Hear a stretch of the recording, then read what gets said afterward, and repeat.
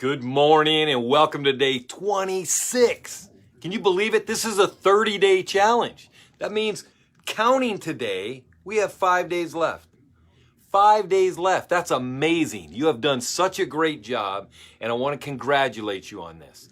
But listen, again, like I said before, this is not a 30-day one and done.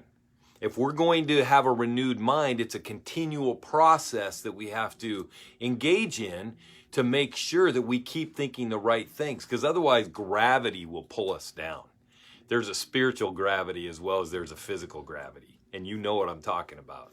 So as we look at today, I just want to encourage you again, and this is part 5 of the less of me, more of him focus that I'm doing.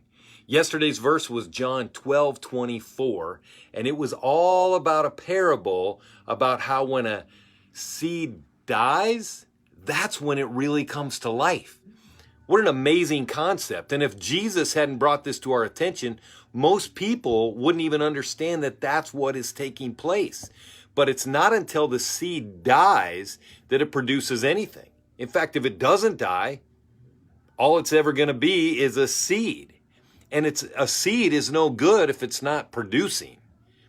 So it has to die. So once it's buried and it dies, then amazingly, it starts to multiply.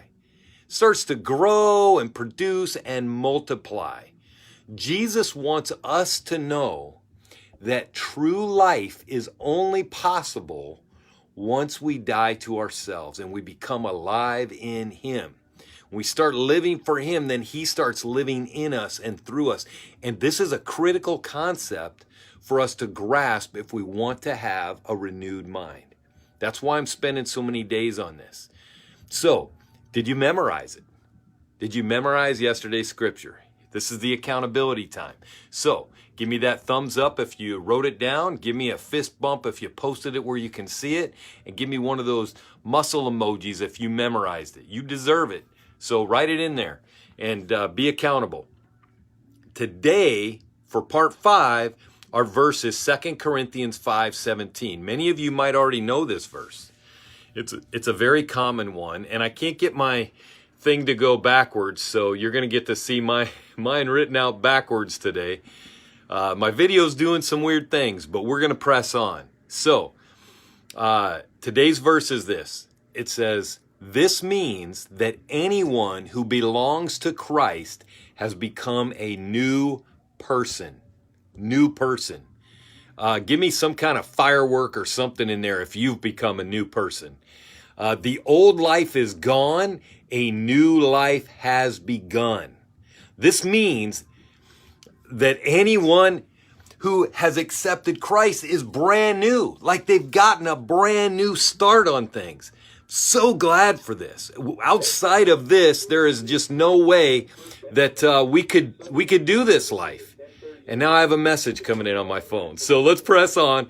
It says, this means that we don't have to, it means we don't keep going back to our old life, to a life that used to be. It means we can now experience this amazing new life that God has mapped out for us. But it can't happen if we hold on to the old life. It can only happen when we let go of the old life and we press on to the new life. Sorry for the interruption today, but that's it. So write it, post it, memorize it, and join us for church, but I'll see you tomorrow.